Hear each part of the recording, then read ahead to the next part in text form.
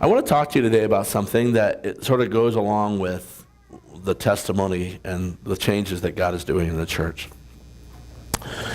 I've been bantering around with this for about 3 weeks, and this morning in my Sunday school class, I decided I'm going to talk to you about this. So if I sound a little bit crazy and sporadic, it's because I decided I'm going to throw away my sermon and I'm going to talk to you about this, okay? Because it's something that's really important to me. And it's important to me because most of us don't get it. We don't value it. We don't appreciate it. We don't follow through. And we do exactly what I'm going to talk to you about. We sit there and we point fingers and we complain and we cry because we are not faithful. We point fingers at those that are faithful and have received the reward of faithfulness. Okay? We are envious. We are bitter towards them. We don't understand why God blesses them and not us. But the fact is not all of it, but some of what we have as human beings is based on what we deserve. It's not based on what we deserve from man's mindset. It's based on what we deserve from God's mindset. Did you know that God, when he created the heavens and the earth, he set up a way that the heavens and the earth interact with each other? They're called kingdom principles, okay? And whether you believe in God or you don't believe in God, these things happen, and God doesn't need your opinion about whether they should or not, okay? And he definitely doesn't need to ask the professors at the universities whether they think it should happen or not. What I mean by that is, God will not be mocked. Whatever a man sows, he will reap. You guys know that's scriptural, right? It's like this. If every morning I wake up and instead of going to the bathroom, I go into the corner of my bedroom and I poop on the floor. Okay? And somebody was like, what? Okay, I do that. And then I get out of I leave my bedroom and I go off and do my day thing, and then let's just say that that's what I do. And then I come back at the end of the day and I'm like, it smells weird in here. I go to bed, I wake up and I get up again, I get up and I poop on the floor. And I go off, do my day, and I come back, and at the end of a couple months, I come into my room and I'm like, God, why does it smell so bad in here? God, why did you give me such a nasty room? Now, all of us are laughing because we're like, well, that's just stupid, Pastor Mike. The reason your room is so stinky and nasty is because you're pooping on the floor. That is, God will not be mocked. Whatever a man sows, that will he reap.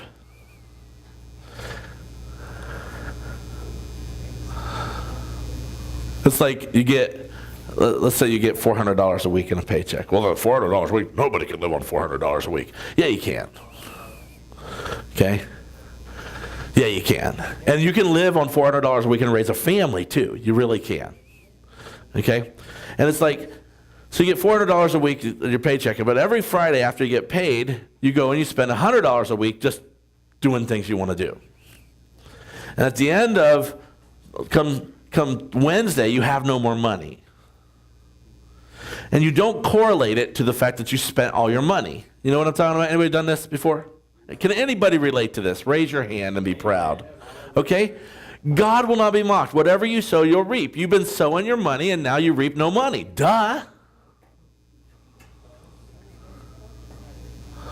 Okay? I mean, it's just, if I gave you an envelope with $100 or $400 bills in it, it would register. Most of us, we have cards and we just swipe it, and it's like never land. Somebody's paying the bill. You know, and then we're surprised when the bank, how many of you guys have ever been surprised when I don't have any money in the bank? I'm like, I don't know why I don't have any money in the bank. Why are you surprised? What, are you stupid? If I gave you $400 bills, right? If I gave you $400 in $1 bills, you could see, oh, wow, I'm almost out of money, right? God will not be mocked. Whatever a man sows, that will he reap. The world likes to call it karma. This is stupid. You know, you pay it forward. I'm paying it forward. What are you hoping in the fairies, you know? Tinkerbell or something? Tinkerbell's up there going, you paid it forward today. I'm going to bless you. And he's dressed like Tom. Tom's the Tinkerbell. Yeah, the Tinkerbell blessing fairy.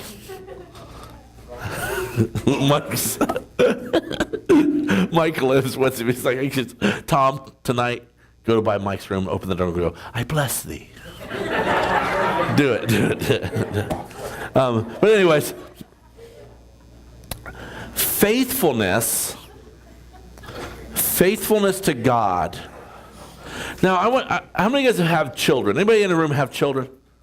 How many of you have children and you're involved in raising your children? Keep your hand up, because we have to ask that question now in our society, which is scary. Okay? Have you ever raised your children and one child is faithful to obey you and do what you ask, and the other one is fighting you all the time? You ever had that? Devonna, which one is it? She's the fighter? What did I do? Okay, so here we are, and we have these two children, and what's your name? Whitney is the one who doesn't want to obey. And what's the other? Jordan. And Jordan is the one who wants to obey, okay?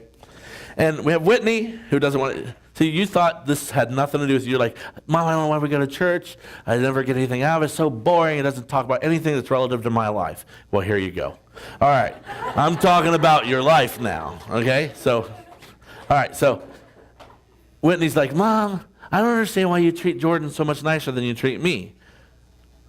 How many of you guys have ever asked that about God? To God?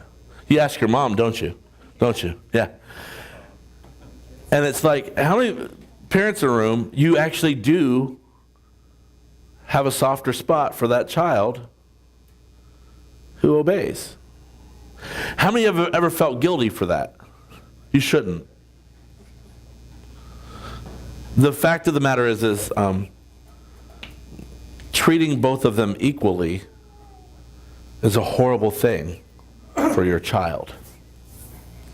Why? I didn't say loving them differently, because you love them. I mean, my dad loved me when he put his hand on my rear end several times quickly and harshly, or he took his belt off, or had to knock me out on the porch because he thought I was going to hit my mother. It's one of those things, that happens. He loved me, but he had to love me differently, right? Because I was being disobedient and I wasn't obeying. And how many, if you've ever raised children, it is so much fun to love and bless a child who is faithful in heart. It is no fun spanking and disciplining a child who's not faithful. Now, for some reason in our society today, we have taught Christians that God is going to treat you, those of you that are not faithful, disobedient, and constantly take his correction. We have taught you that God is going to treat you equally, and he sees no difference in the two of you. I'm here to remind you, folks, that your mansion in heaven isn't going to be very big if you're not faithful.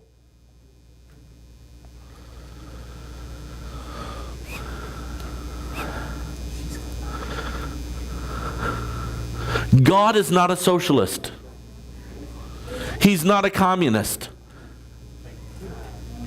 Thank God, right? If you work harder, if you do better, the reward is you get more.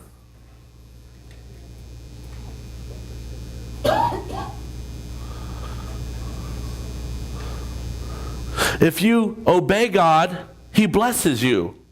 Your life is easier, funner. It might not be easier like God requires all kinds of things of me, but the ease is in my spirit and my relationship with God. Man, my life could fall apart tomorrow and I'd be like, well, that sucks. And I'll cry and I'll whine, but I'll know deep down inside that God has me in the palm of his hand and my life is easy. Okay? I got a Bible verse. Can you throw it up there for me? Because you need this. I got 5 minutes. Here we go. Come on now. Galatians chapter 5, verse 16 and 26, one of my favorite Bible verses. So I say, what are we doing back there?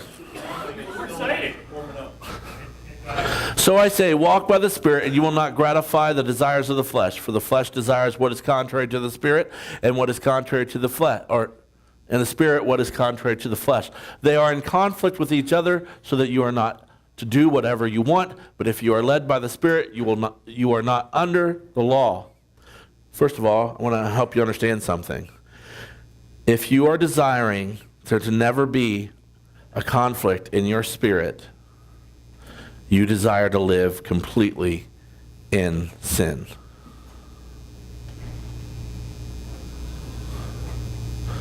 If you desire to have complete peace inside, to never have to make yourself do something that you don't want to do, if you desire to never be conflict in your heart and soul, you desire to live completely in sin.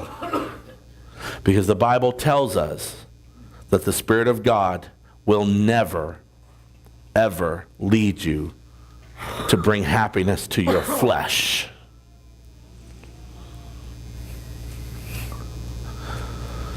So you're praying, God, just make me happy. Why? Why is happiness the thing that you love? Why isn't God the thing you love? If you want this battle, this constant battle in your heart and soul to go away, then just live in sin.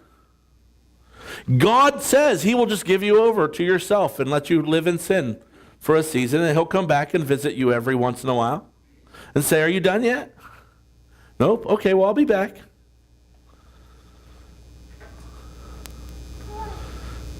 If you want complete internal peace, never to have to fight with your flesh, then just live in sin. Live it up, because this is all you get right here. The world you're living in is all you get. You should enjoy yourself every last moment, because you're not going to have anything. Your life in eternity is going to be absolute pain and suffering. Enjoy yourself. I swear to you, God's going to keep me around till you're old, just so that I can be there when you're old, and all the joys of life are gone because your body is decaying and you don't understand why you don't enjoy the things you used to enjoy. And God's going to make me say, so, are you done yet? If it's not me, it's going to be one of my children. It'll be Ari. It'll be Ari. Are you done yet? Or it'll be Lexi. Are you done? It'll be somebody. God will send somebody on your path and say, are you done yet? Have you figured out that life is not about you and your happiness and what you think is right? This Bible verse says, so I say, walk by the Spirit, and you will not gratify the desires of the flesh. For the flesh desires what is contrary to the Spirit. The Bible says that your natural inclination is contrary to the Spirit. How many guys are hoping one day you'll reach this wonderful, euphoric place where you'll want to do what is right to do? Your deep carnal desires will be what is right. Those of us that have given ourselves over to the Lord know that's never going to change. Dad, do you always want to do what is right to the Lord? I mean, how long have you been serving Jesus? But you still struggle at wanting to do things that are wrong, don't you? I can't believe it. My whole world has collapsed because my dad is not perfect. I mean, it's like when you sit there and you go, it's never going to change. My carnal desires are going to want to do things that are not godly. It's never going to change. I don't care how much you study the Bible. I don't care how much you pray. I don't care what you do. It's never going to change. It will always be a fight. If you want the fight to be over, just live in sin. Because you really love yourself and your experience more than you love God. I'm here to tell you that you'll figure it out soon enough that that was a stupid decision. I'm not going to convince you. So, Lou, you ever try to convince somebody? Against their will? Yeah. Not going to happen. Not going to happen. Against what they want? Not going to happen. Why? It's a fool who's arguing with a fool. And somebody who thinks that serving themselves and their own carnal lusts and passions, somebody that thinks that is going to bring them happiness, eternal happiness, what is that person? A fool. So what you arguing with a fool for? I ain't no fool. The acts of the flesh are obvious: sexual immorality, impurity, debauchery, idolatry, witchcraft, hatred, discord, jealousy, fits of rage, selfish ambition, dissensions, factions, and envy, drunkenness, orgies, and the like. I warn you, as I did before, that those who live like this will not inherit the kingdom of God. This is New Testament, folks. This isn't Old Testament. But the fruit of the Spirit is love, joy, peace, forbearance, kindness, goodness, faithfulness. I want to talk just real quick for 4 minutes about faithfulness. Well, maybe they'll kick us out because we went over. Here we go. I want to talk just for 4 minutes about faithfulness. Do you want to be the child that mom and dad are constantly disciplining? Or do you want to be the faithful one?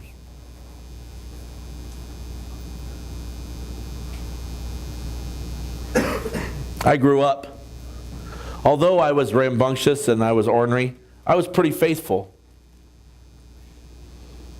There's dissension between me and my siblings because of my faithfulness and the blessings it brought in my relationship with my parents.